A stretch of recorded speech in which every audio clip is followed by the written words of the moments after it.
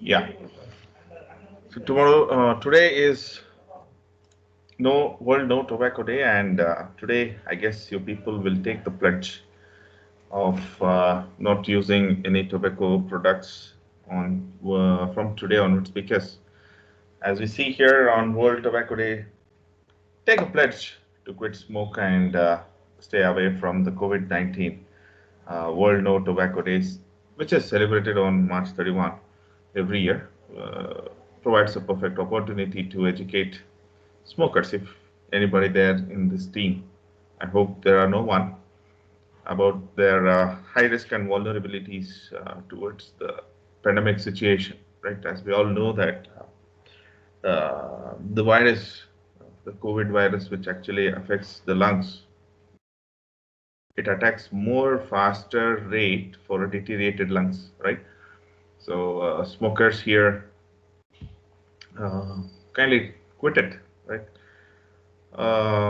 Yeah, so quit Corona, and yeah, many initiatives have taken by many of the companies here, and the World Health Organization is actually the one initiative. So yeah, I think you people will look into that seriously. So moving on towards our subjects here. Last class, I guess we discussed about uh, simple programs related to, yeah, class and objects.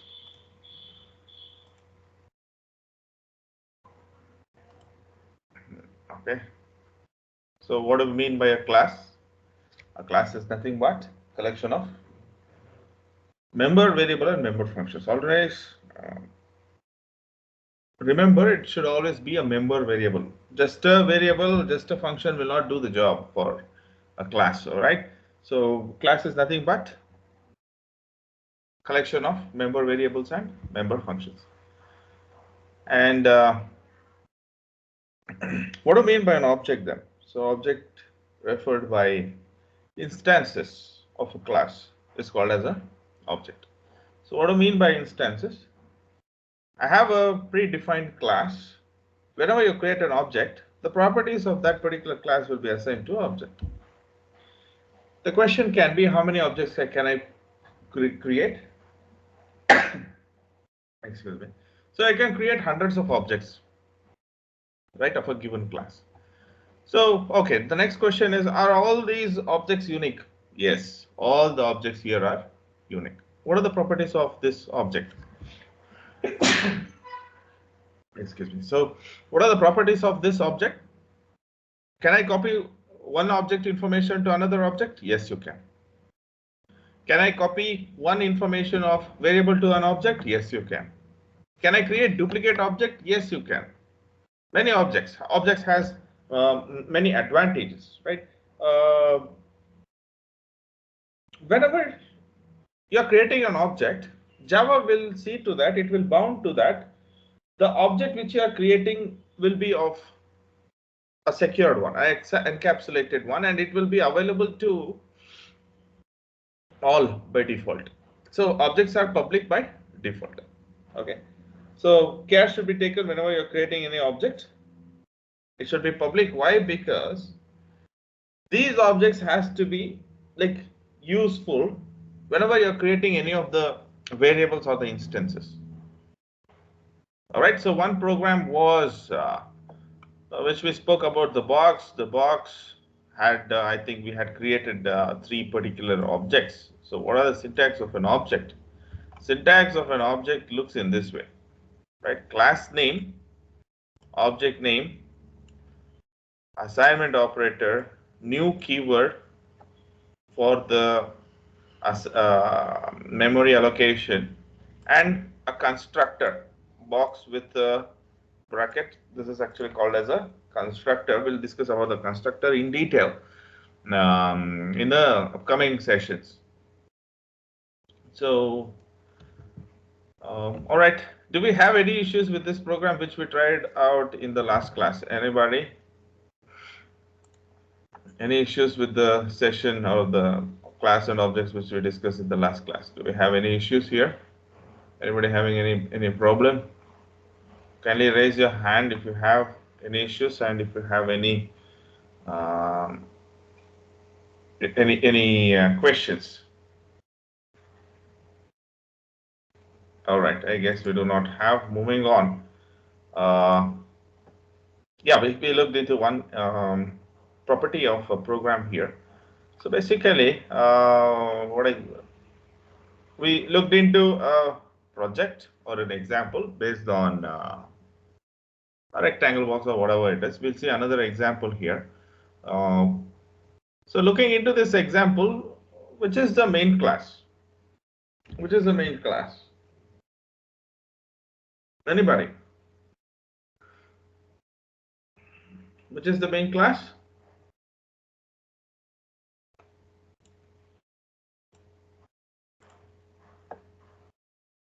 No interaction today. What happened?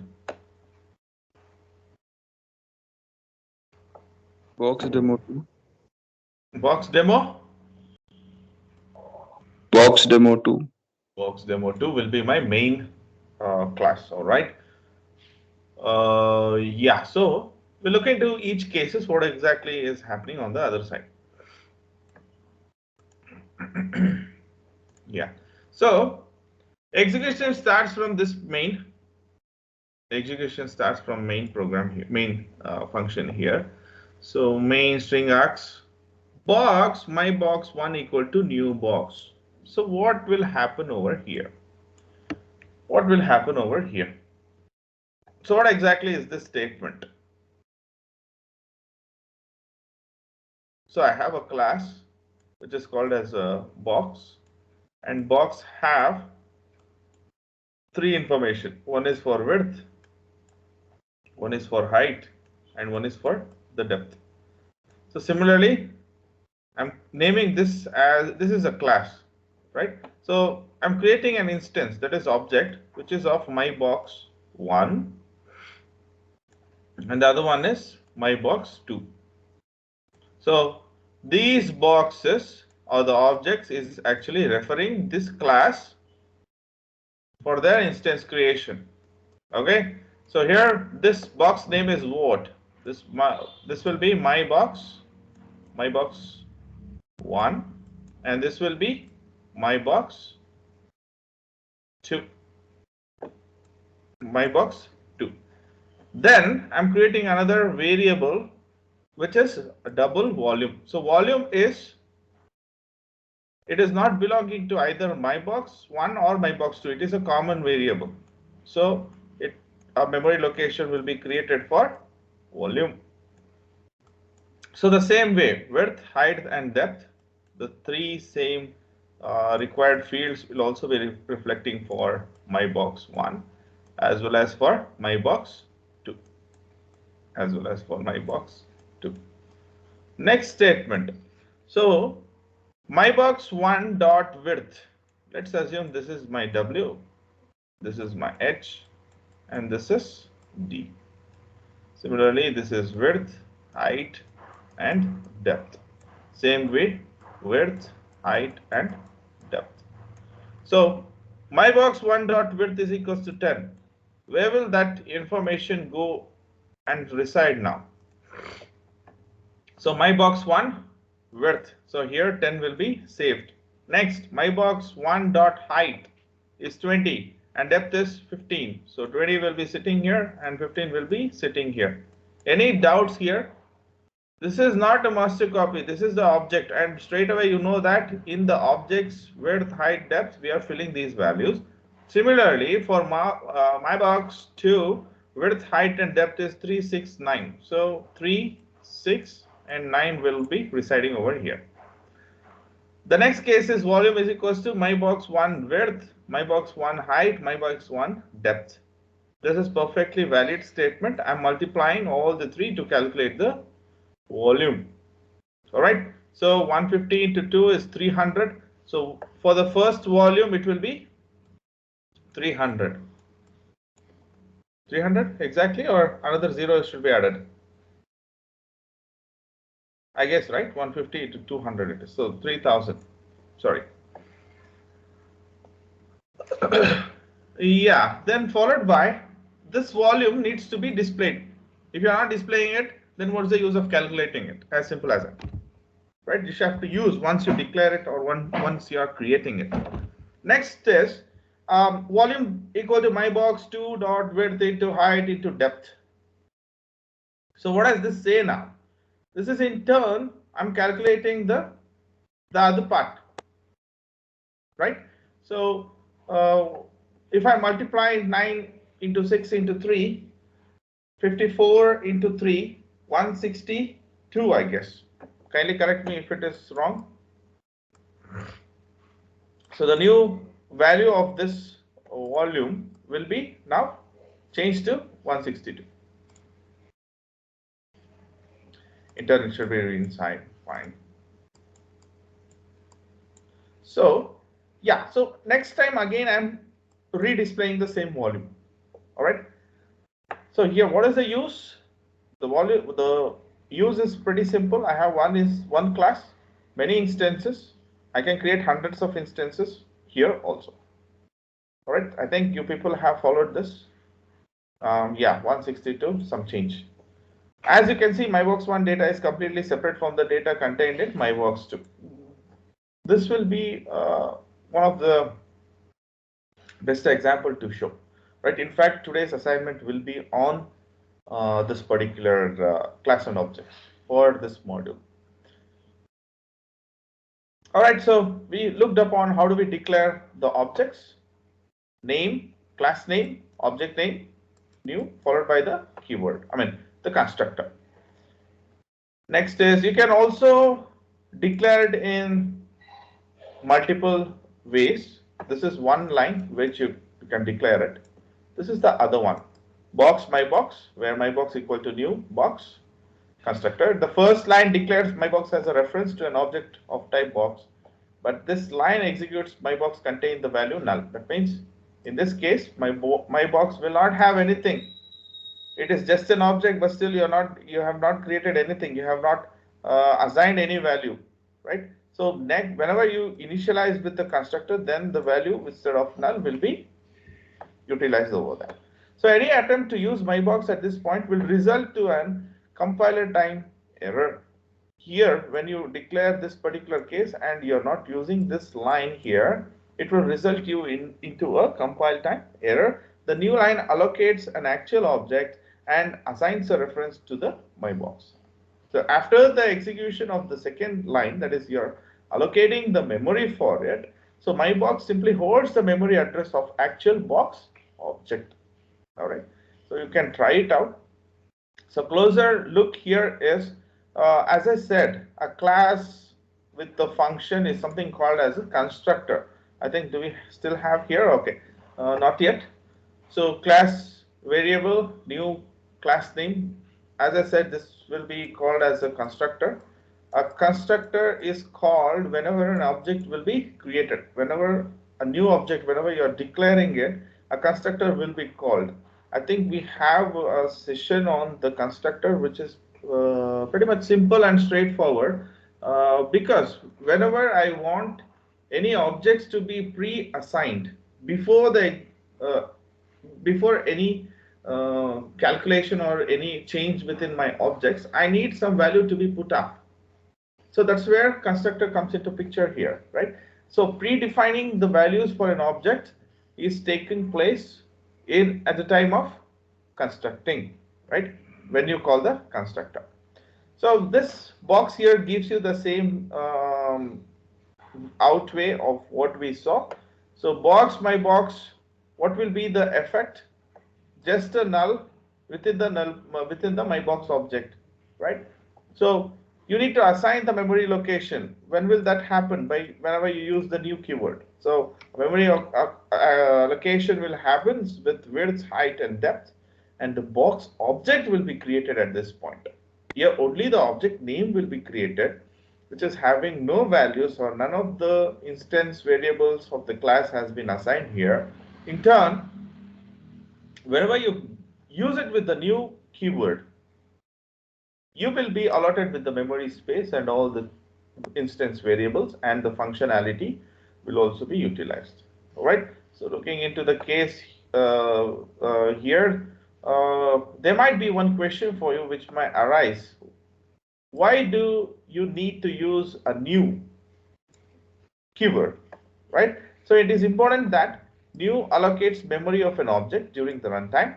The advantage of the approach is that your program can create as many as few objects as it needs during the execution of a program. However, the memory is not infinite, right? So it is finite. It is possible that a new will not be able to allocate memory sometimes for an object because of insufficient memory. This will create a runtime error, and you know that runtime error may cause you an exception to be raised. So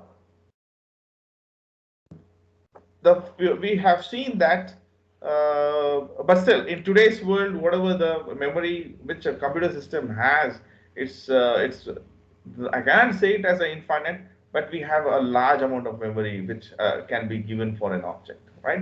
We can create millions together of objects whenever you're using. Most of the time, at the client side, the instances or the threads, right? We won't call it as an instance, we call it as a thread. If you people are familiar with respect to the operating system, probably EC people will be knowing about that. So threads are the instances of each process, right? And the process are the instances with respect to the program, right? As I said, now you can see that process will get it from the program, and the threads will get it from the process, right? So each threads is what will be given for each user or each client whenever they are executed, right? So similar to that, we use the new keyword in order to create a particular memory location, and so that an object within the particular object will be created. I think I have made the concept regarding the new keyword correct here. So assigning the object reference variable, it's pretty in the same way which we looked into the example above. So I have an object B1 and object B2, and this is, as I said, can I copy contents of one object to another object? Perfectly fine. Why? Because always see to that, is the object compatible with each other. B1 and B2 are compact with each other. Why? Because it is defined by the same class. Whenever you create objects of different class, and if you are trying to assign it with each other, no, it will not take into consideration, because we have a type mismatch within the objects, right? So objects belonging to the same class can be assigned with the contents of each other. You might think that B2 is being assigned as a reference to a copy. It's not a reference, right? So it's the straight the copy, the object referred by B1. You might think that B1 and B2 refer to separate and distinct objects. However, this would be wrong. All right, whenever you're assigning B1 is equals to B2, the assignment of B1 and B2 did not allocate any memory. As you can see, the memory is allocated only to whom? To B1, and the B1's whatever the address which it is holding will be stored to B2. That means B1, B2 are now referring to the same box object. All right. So here, what are the advantages? Advantage is nothing but no new memory will be created for the object B2, but in turn, the address which will be assigned for B2, any changes made for the B2 will be reflecting for the main object value. In other words, if anybody changes here, this is the same value which will be seen by B1 as well as B2. Thus, any changes made to the object through B2 will affect the object B1 with its referring. All right. I hope any issues here within this objects related. So this is how pictorially we can see B1 has been created, and B1 was actually assigned with the instance of a class which has with the width, height, and depth. It created a box object. B2 was equated with B1. That means B1's address has been copied to B2. So B2 is also having the same address. Any changes which are made by B2 instances, it can be with respect to width, or it can be with the height, or it can be with the depth. the same changes will be permanent, and the same copy, whenever it is referred by B1, it also see the altered value. Although B1, B2 both refer to the same objects, they are not linked in any other way. The subsequent assignment B1 will simply unhook from the original object. Fine. So if you don't want to use this B1 object further, you can use this particular case. B1, make it as a null. That means what it's straight away telling that you're unhooking it. That means you're cutting out the connection between the B1 and the object. Now the B1 will be set to the null, but B2 will still pointing to the original object. All right. So next we spoke about all the variables or the instance variables which we saw with respect to reference variables. Next we'll be looking into the methods, right? Introducing with respect to the methods here. So as we mentioned at the beginning of the chapter, it's not only the instance which will be defined by for a class, it's also methods, right? Instant methods will also define the class. In other words, the object has all the freedom to get use of all the methods which are present in a class. All right, it's not only the variable. I can also utilize the methods or the functions which we have in the class. So general form for the method here looks in this way. So type name, type the what data type or the what return type, right? So always remember, whenever you have the use of a function, it's not a declaration. It's whenever you call the function, right? The function body, right, will have its function head which has a return type. This is called as a return type. And in other words, what this specifies is, this is in turn telling us that, oh yeah, whatever the data which this function is sending or returning back to the caller function, it will be of this data type, followed by this will be the function name, and this will be the parameter list. So what do you mean by a parameter list? Parameter list will be of the instance. It can be some variables of the data which we are sending for the function as a reference, right, for their calculation for this particular method. And it has the body of the method where it can do whatever some valid statements which will be executed. And yeah, the same thing, type specifies the return type by this method, and the name is basically the function name, and the parameter list is comma separated identifiers or the variables, right? So in this time here, we should be knowing about something called as a pass by value and pass by reference. So there are, I'll just give you an outline of pass by value. So this is pass by value, and the other one is pass by reference. So what are the difference between the pass by value and pass by reference? Pass by value is, I just send a dummy value of from the calling function to the caller function, right? So dummy values will be sent. So any changes to these variable will not affect the variable, will not affect the variable, or it will not, any changes made to this in this particular place will not be reflected to the original variable, right? But when it comes to the reference here, call by reference, any here we send the address, here we send the value. Yeah, that will be my second thing. So we send the value here, value of who, value of the variable, but here in the reference we send the address, of the particular variable. Whenever you send the address, it will be with respect to the ampersand, because in programming language ampersand refers to the address of the variable. So the first case here, any changes made to the variable will not affect, but any changes made with respect to the reference will affect the variable, right? So the third one is, always be careful whenever you are using the reference, right? Careful whenever you're dealing with, because once the changes is made, you cannot return back. All right. So reference will not have a dummy value, will be with respect to the straight variables, right? That's what I can say. That's about the call by value and call by reference. Methods that have a return type other than void value to the calling routine using the following form, that is return value. In other words, the last executed statement will be of return if you are sending any value. If you are sending any value, specify what that value type is. If not, use it as a void here, void function something, some parameter list, right? If you're using void, no need for you people to send any return values. If you are using some data type, you should always return what type of value which you are sending. So it will be a return value. So the next concept is adding a method to a box class. It looks in this way. Same example which we took in the last case, class box. And box has three instance variables, width, height, and depth.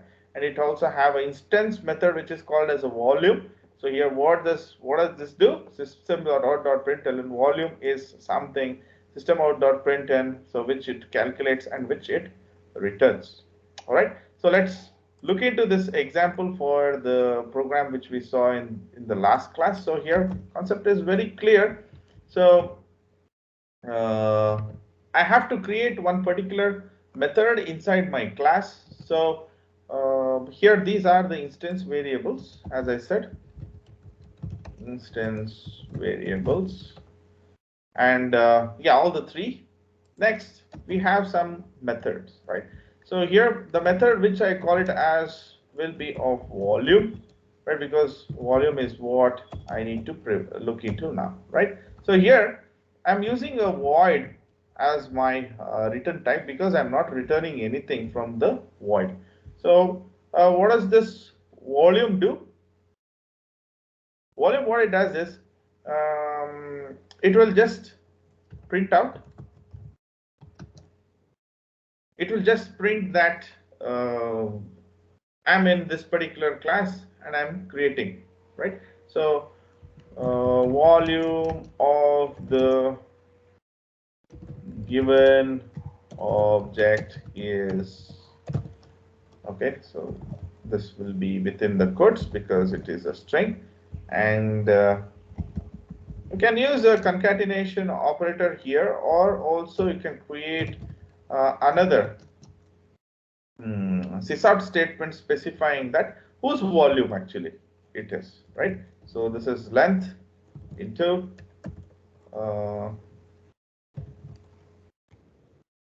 breadth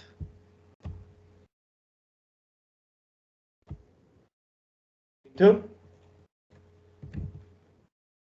okay, so only two things, I guess, right? So okay, this is area, right? I'm very sorry. So let's make this as area because that won't be an issue. There it was a volume, here we are calculating the area because the last example which we saw was with respect to the area, right? So this is not required. What I'll do is I'll just comment it or in use. So I'm creating two values here. So, okay, so let me take off this. I don't need this. So what am I doing here? I'm creating an object. So I'm inside the main class now. So I'm creating an object, something called as a equal box, where equal box in the sense I'm creating it as a square, right? So breadth I'm making it as a 5, length I'm making it as a 5. Now what I'll do is I'll just call that particular function. How do I call the function? Call it with the object name, right? So equal box dot. Now last time it was only showing me the breadth and length. Now it is also showing me the area. It is also showing me the area. That means I am calling the area. What will this area do? Equal box dot area is, it will go to that particular place, get the value of length, get the value of breadth. It will calculate its value and it will print it. Okay. So like looking into the example here. So inside main class now, volume of a given object is 25, right? Straight away, I don't need to calculate or do my calculation regarding the area again and again, right? I'm just quitting out few values here, right? So again, what I do is,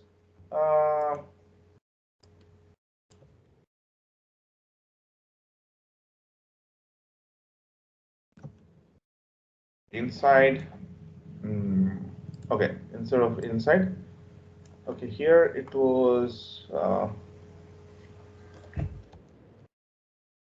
in rectangle object. Now, so I'm in rectangle object now. I'm creating the same object, object name with rectangle, and rectangle's breadth and length value will be 10 and 15, right? So this 10 and 15 will be saving, in turn will be saving in this length and breadth. So what I do is I call the area method for the rectangle, right? So rectangle dot area. So it now calculates the area regarding the rectangle's breadth and length. So executing this statement. So inside the main class now, volume of the given object is 25. In rectangle object now, volume of the given object is 150. All right. Similarly, you can create how much ever values which you want. For now, double. I'll also take it as a height, right? So here, if I want just the area, I'll go with the area. If I want the volume to also be created, you can also use it, right? So what does the volume say? So the volume will actually be volume of the given object will be length, breadth into the height also. So the next case is whenever you want to give any of the height, so equal box dot, you can also give the height as in the equal box, it will be as the same. And if you want rectangles,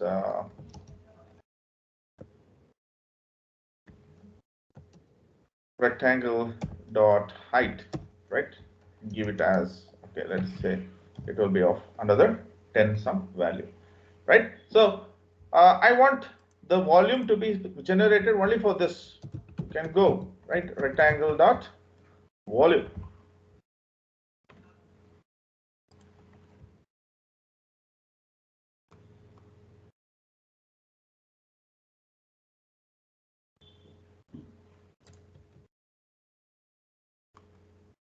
Okay, this. So you can call this rectangle volume wherever for which it is required. I don't need the volume for this particular equal box, but I want it for my rectangle object, right? So let's check out. Yeah, so inside the main thing, it is giving me only with the area. The area of a given object is 150, but the volume is 1500. So this is how you use the functionality of the member variables and with respect to the member functions. I guess this will be